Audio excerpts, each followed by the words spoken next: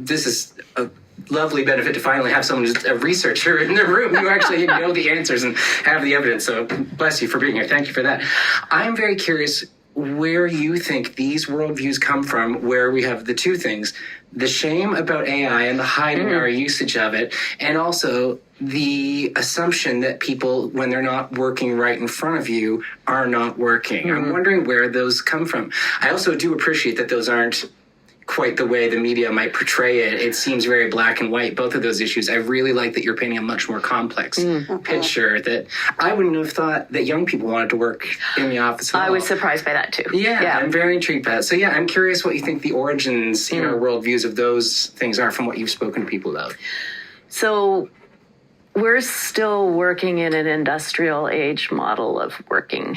Yes. 9 to 5, people need to be present. It's a mechanical worldview orientation about parts. And so I think that that's some of the need to be in the office so that we can keep an eye on production. And I think that some of that is changing. I don't really know what the future of that's going to be, but I do know that I've saw some research which also prompted this curiosity, where some of the larger organizations with the back to office mandates, they're losing people at a higher rate, and those positions are harder to fill. So for the maybe for a really large organization, it doesn't matter because they have more resources, they have more people.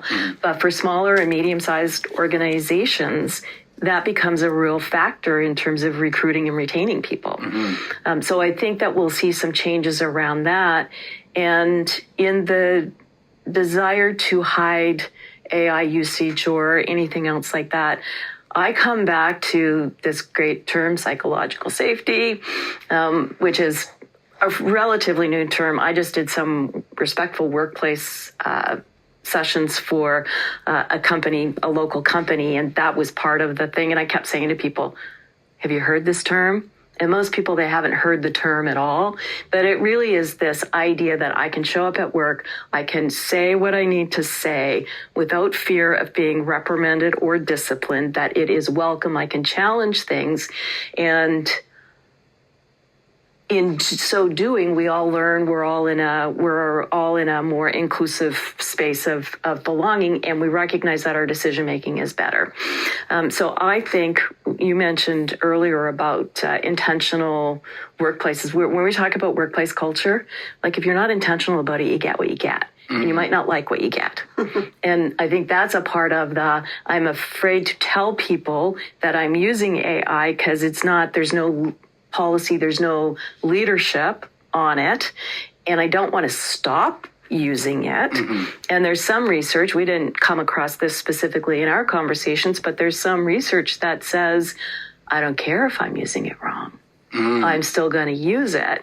And so one of the reasons leaders want to be clear about their policies, it's not just about protecting the organization. It's also about protecting people who are using AI. And if they're using it inappropriately, they could somehow put themselves at risk as well as the organization. So there's some of that. And so I think it's not specific to AI. I think it's specific to the quality of the workplace culture.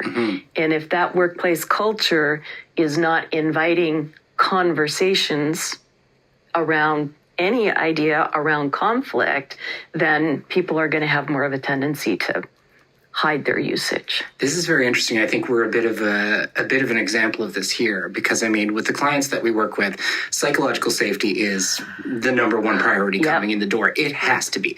But the nice kind of knock-on effect of that is that there's a lot of psychological safety for the staff. Right. Personally, this is probably the first job. I've been here for 6 years now, and there's a reason for that. I feel immense psychological safety in the workplace. Not a thing I have felt profoundly in the past. Right.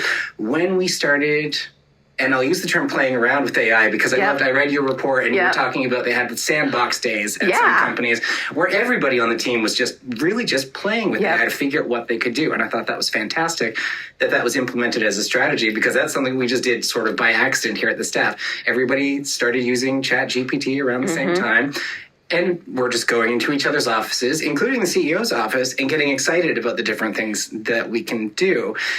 And I think that's got to be exactly why, is this is an office where you can also come in, and if you're having a particularly bad mental health day, without making it everybody's problem, you can have a quiet conversation with your supervisor, with your boss, with your coworker, and feel perfectly safe about that, because that's the nature of this organization. So that's very interesting. That does explain, I think, why we haven't felt any of that shame or guilt around using it here.